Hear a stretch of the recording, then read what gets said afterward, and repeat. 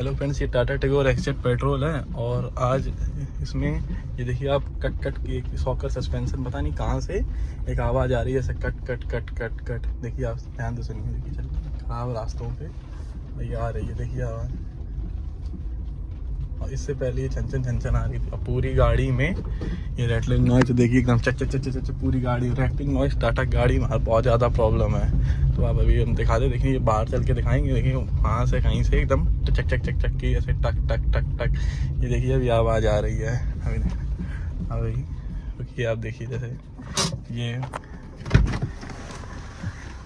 अभी ये यहाँ से तो नहीं आ रही है, पर ये यहाँ से आती, यहीं से कहीं से ये आ रही है। और देखिए इसमें मार रहे देखना छन छन देखिए कुछ बज भी रहा है। तो इसके सॉकर, और ये ज़्यादा ख़राब रास्तों पे चली भी नहीं है, बस सॉकर पता नहीं क्यों सॉकर सस्पेंशन इसके ख़राब हो ही जाते।